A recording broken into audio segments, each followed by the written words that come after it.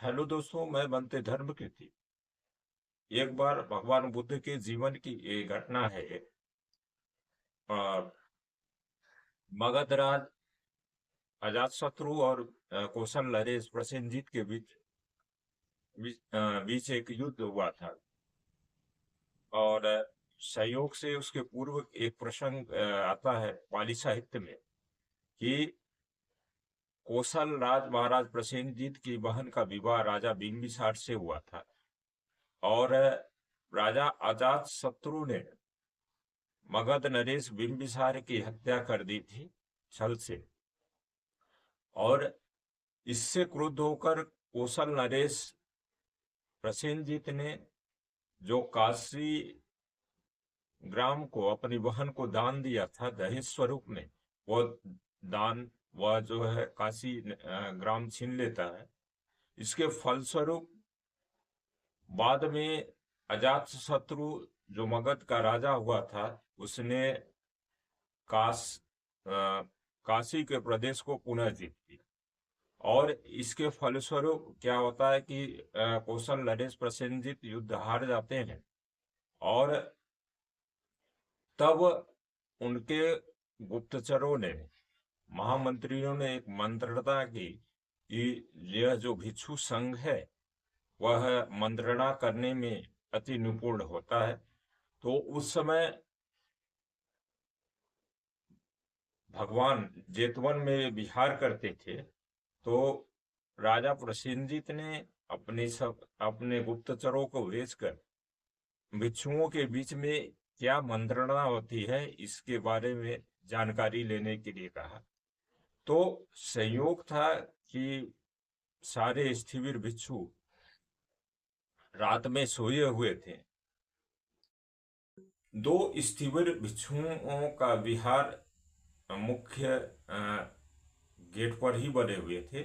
इसमें से एक स्थिविर थे दत्त स्थिविर, एक का नाम था धनुगतिस्स स्थिविर।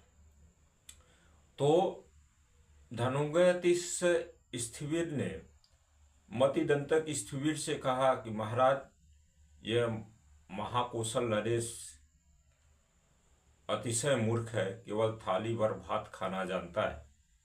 तो उन्होंने आपस में मंत्रणा की कि स्थिविर, भंते जी, ये 3 तरह के युद्ध होते हैं जिनमें तीनों तरह के युद्धों का संचालन बहुत ही मतिपूर्वक करना चाहिए, यंत्रणा पूर्वक करना चाहिए। तो उसमें 3 तरह के युद्ध क्या होते हैं कि पहला युद्ध होता है शकट युद्ध, व्यूह वाला युद्ध होता है पदम व्यूह वाला युद्ध। अजात शत्रु को पकड़ने वाला को चाहिए कि राजा शकट व्यूह वाला युद्ध को रचे। हिमालय पर्वत की श्रृंखला में दोनों तरफ महान पुरुषों को रखकर उस अजात शत्रु को पकड़ा जाए। तो आगे उसमें बताया गया कि जब अजात शत्रु को सेना दिखाकर ज्ञात हो कि अजात शत्रु घुस आया है, तब गरज कर कूद कर जाल में फंसी हुई मछली की तरह मुट्ठी में किया जा सकता है। तब राजा प्रसेनजीत ने जो अपने गुप्तचर नियुक्त किए थे, तो जो 2 भिक्षुओं के बीच में यह मंत्रणा हुई थी, उन्हें राजा प्रसेनजीत को जाकर बताया कि भंते महाराज, स्थिविर भदंतों ने ये मंत्रणा की है। और राजा अजातशत्रु को पकड़ने के लिए 3 विधि बताई, शकट व्यूह वाला, चक्र व्यूह वाला और पदम व्यूह वाला। तो इसमें से जो श्रेष्ठ विधि है वह शकट व्यूह वाला जो विधि सर्वश्रेष्ठ है। तो इसके लिए अमुक पर्वत श्रृंखला पर जाकर राजा को दोनों तरफ सर्वश्रेष्ठ धनुर्धारियों को नियुक्त करना चाहिए, और जब वह बीच में आ जाए तो इसके उसे मुट्ठी भर में प्रयत्न में ही पकड़ लेना चाहिए। तो इस बात को सुनकर राजा प्रसेनजीत बहुत ही हर्षित हुए, और भिक्षुओं द्वारा बताए गए विधि के अनुसार वह राजा अजात शत्रु को पकड़ने में सफल हुए। तो यह प्रसंग जब भगवान बुद्ध के पास पहुंचा तो पंते भगवान ने एक पूर्व प्रसंग कह करके पंते धनुगतिस की प्रशंसा की। तो यह कथा भंते धनुगतिस के पूर्व जन्म की एक कथा है। तो भंते जी का जन्म कभी शुकर योनि में हुआ था। संयोग था कि शुकर के माता पिता मर गए थे, और वह शुकर एक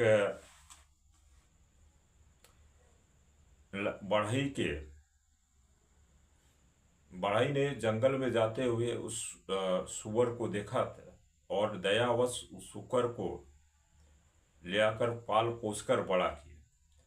और धीरे धीरे यह शुकर जब अपनी यौवनावस्था को प्राप्त हुआ तो इससे डील डॉल वाला सुंदर और हष्टपुष्ट शुकर बना, सुअर बना। लेकिन साथ ही साथ बढ़ई को यह भी डर सता रहा था कि कहीं न कहीं मेरे अनुपस्थिति में कोई इस सुअर को पकड़ न ले और पकड़कर इसकी हत्या न कर दे। तो इसके लिए पुनः उस शुकर को उसने सोचा कि मैं इसे जंगल में छोड़ाऊं ताकि इसे कोई पकड़ न पाए। तो वह क्या करते हैं कि इस सुअर को वह जंगल में छोड़ आते हैं। लेकिन अब इस सुअर के मन में यह एक विकट स्थिति पैदा होती है। यह सोच विचार करते हैं कि मैं अभी तक अपने मालिक द्वारा पाला पोसा जा रहा था, लेकिन इस विकट जंगल में मेरी कौन रक्षा कर सकता है। तो अब मुझे इसके लिए अपने सगे संबंधियों की खोज करनी चाहिए। तो वह शुकर जंगल में दर बदर इधर उधर अपने सगे संबंधियों की खोज करता है। लेकिन बहुत दिन बीत जाते हैं। एक दिन खोज करते करते एक जगह पर वह सुअर अपने सगे संबंधियों को पाता है। लेकिन वहां जाने के बाद वहां पता चलता है कि वहां उनके सगे संबंधी सुअर को रहने का स्थान नहीं देते हैं। तो पूछने पर वह बताते हैं कि हम लोगों का यानी सुअरों का एक दुश्मन व्याघ्र यानी बाघ यहाँ पर निवास करता है, जो प्रतिदिन प्रातःकाल एक सुअर को अपना भोजन बनाता है। अब एक दिन की बात है, उस बढ़ई के शुकर ने अन्य शुकरों को रात का भोजन करा के एक दिन युद्ध के लिए तैयार किया और बोला कि तुम लोग जो क्षीरपाई शुगर हैं यानी छोटे बच्चे हैं जो माताओं के दूध ग्रहण करते हैं, उनको बीच में रखो और उसके किनारे किनारे चारों तरफ माताओं को रखो। उसके बाद जो अन्य सुवरियां हैं, इसके बाद उनके बच्चे हैं, इसके बाद से जो है 10-10, 20-20, 30-30 करके जिस चारों तरफ से अन्य तरुण सुअर है, और इसके बाद जो है चारों तरफ गोलाई बनाते हुए छोटे दांतों वाले सुअरों को रखो। इसके बाद जो है सबसे बड़े दांतों वाले सुअरों को रखो। इसके बाद जो है बूढ़े सुअरों को रखो। तो इस तरह से जो व्यूह रचना युद्ध में होती है वो तीन तरह की रचना होती है। व्यूह रचना, चक्र व्यूह रचना और पदम व्यूह रचना। तो इस प्रकार जब वह एक जगह क्या होता है कि बीच में गड्ढा बनाकर दो बड़े दांत वाले सुअरों को रख दिया जाता है, और जब एक रचना, एक व्यूह रचना यह भी बनाई जाती है कि जिस तरह से बाघ आए, जो जो हरकतें करे उसके विपरीत में आचरण तुम करो। तो बाघ अगले दिन आता है और बाघ जो है आगे बढ़ता है तो सुअर पीछे हटते हैं। सुअर ब्याग बाघ दहाड़ता है तो सुअर मौन रह जाते हैं। तो इस तरह से जब सुअरों की एकता को देखता है तो बाघ डर जाता है, और जब बाघ डर जाता है तो अपने जो उसका मालिक होता है कुटिल तपस्वी, उसके पास जाता है। तो उस दिन जब बाघ कोई मांस नहीं पाता है तो उससे कुटिल तपस्वी पूछता है कि आज तुम बताओ, जो है आज से तुमने प्राणाघात करना छोड़ दिया है, यानी जीव जंतुओं की बलि करने छोड़ दी। तो तब जो व्याघ्र यानी जो बाघ अपनी सारी उस समय क्या क्या हुआ था सारी घटनाओं को बताता है। लेकिन पुनः वह तपस्वी बाघ को पुनः प्रेरित करता है कि यह जो है सुअरों में इतनी हिम्मत कहाँ से है कि तुम जैसे जो बाघों को उनके मांस थोड़े होते हैं और एकता नहीं उनमें होती है, तो वह तुम्हारे जैसे बाघ को हरा कैसे पाएंगे।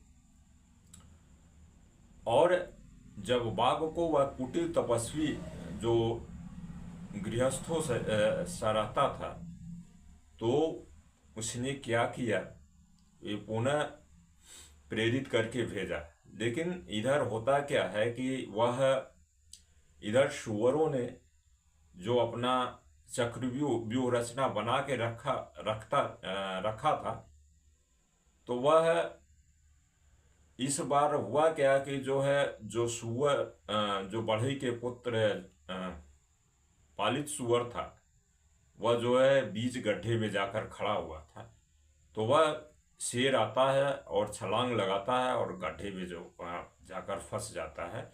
और इधर जैसा कि पूर्व नियोजित सूचना थी, तो बढ़ई का जो सुअर था वह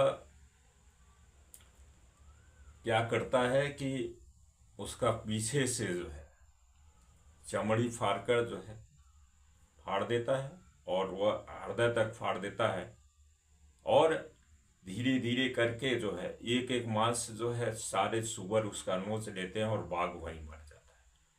और वह सुकर पालित बढ़ई पालित सुकर फिर पूछता है कि अब बताओ, इस जंगल में तुम्हारा और कोई दुश्मन है। तब सुअरों ने कहा कि हाँ, उस पहाड़ पर जो कुटिल तपस्वी रहता है कि वो भी एक दुश्मन है। तो धीरे धीरे क्या करते हैं कि सारे सुअर मिलकर उस कुटिल तपस्वी के आश्रम में जाते हैं, और सुअरों की एकता को देखकर जो है उस कुटिल तपस्वी के मन में यह भय जागता है और वो गुलर के पेड़ पर चढ़ जाता है। और इधर सुअर जो बढ़ई पालित था, उसने अन्य सुअरों को आदेश दिया कि इस गुलर के पेड़ को जड़ से मिट्टी हटाओ, ताकि इस पेड़ को गिराया जा सके। तो सारे सुअरों ने अपनी एकता के बल से उस गुलर के पेड़ के जड़ से मिट्टी को हटाया, और अन्य जो बची हुई तरुणी सुअरें थी, मादाएं सुअरें थी, उन्होंने उसको उस बढ़ई के पालित सुकर ने उनको आदेश दिया कि मुंह में थूथन में भरकर पानी लाओ और पेड़ की जड़ पर डालो। तो धीरे धीरे एक क्या होता क्या है कि जब वो पेड़ की जड़ में पानी डाला जाता है और जो पेड़ को मिट्टी सहारा दे रही थी, तो वह जो मिट्टी हट जाती है, इसके बाद एक जड़ रहती है और सुअरों ने उसको धक्का देकर गिरा दिया। और जब पेड़ जमीन पर गिर गया तो वह कुटिल तपस्वी भी नीचे आ गया और सुअरों ने अपनी एकता के बल पर उस तपस्वी को भी मार गिराया। इस प्रकार से वह जो है अपनी एकता के बल पर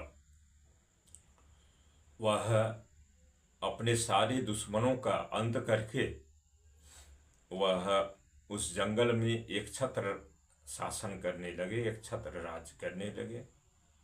तो इस तरह से एक सगे संबंधियों में जब एकता रहती है तो हमारे बाहरी दुश्मन हमारा कुछ नहीं अपना बिगाड़ सकते।